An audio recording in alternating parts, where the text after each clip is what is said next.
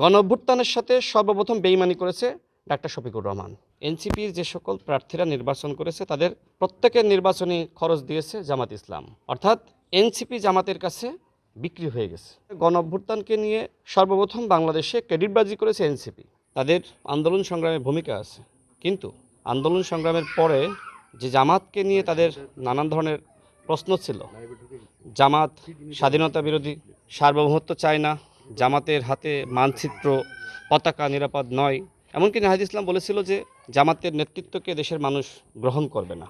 তো এইসব কথাবার্তা বলার পরে আবার জামাতের পকেটবন্দি তারা হয়েছে, কিসের বিনিময়ে হয়েছে সেটা দেশের জনগণ জানে।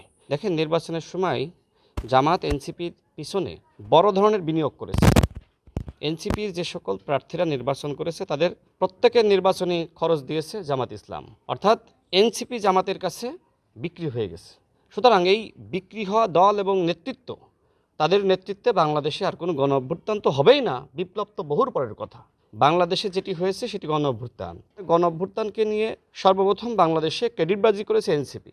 লোডশেডিং কিংবা ঘরের বাইরের তীব্র গরমে ওয়ালটন রিচার্জেবল ফ্যান থাকলে থাকবে শুধু বাতাস আর বাতাস। এবং এনসিপি মোটামুটি প্রায় তাদের রাজনীতি, নতুন বন্দোবস্তের রাজনীতি শেষের দিকে। এনসিপি এখন জামাতের একটি শিশু সংগঠন, যেটি অনেক সাংবাদিকরাও বলছে, অনেক বিশ্লেষকরাও বলছে যে বাংলাদেশে এই মুহূর্তে এনসিপি বলে কিছু নাই। যা কিছু দেখতেছেন এগুলো সব জামাতের অঙ্গ প্রত্যঙ্গ। বাংলাদেশে যে সময় আওয়ামী লীগ অবৈধভাবে ক্ষমতা দখল করে রেখেছিল, সেই সময় জামাতের আমিরকে জেলে নেওয়া হয়, তাকে বন্দী করে রাখা হয়, নিপীড়ন করা হয়, যে কারণে মজলুম নেতা হিসেবে ডাক্তার শফিকুর রহমানকে আমি পছন্দ করতাম। কিন্তু তিনি যে আসলে মুখোশধারী ছিলেন সেটা গণঅভ্যুত্থানের পরে আমরা দেখলাম। তিনি সর্বপ্রথম বাংলাদেশে আওয়ামী লীগকে সাধারণ ক্ষমা ঘোষণা করেছেন, অর্থাৎ গণঅভ্যুত্থানের সাথে সর্বপ্রথম বেইমানি করেছে ডাক্তার শফিকুর রহমান। শফিকুর রহমান সাহেবকে নিয়ে এখন কি বলবো, তিনি নাকি বিএনপির পতন ঘটিয়ে দিবে। ডাক্তার শফিকুর রহমান তো জীবিতই ছিলেন, তাই না? তো ডাক্তার শফিকুর রহমানের নেতৃত্বে মগবাজারের তালাটা পর্যন্ত খোলা যায়নি। এই মুনাফেক রাজনৈতিক দল এখন জাতীয় সংসদে প্রতিদিন মানুষকে আইওয়াশ করার জন্য বলছে যে আমরা কোরআনের আইন চাই, আল্লাহর আইন চাই, শরিয়া আইন চাই। এই যে ভণ্ডামি জামাত ইসলাম নিয়ে করছে। আসিফ মাহমুদের নিজের নামে শত শত অভিযোগ, এমনকি তার এপিএস থেকে শুরু করে তার দপ্তরের অনেক কর্মকর্তার বিরুদ্ধে অভিযোগ।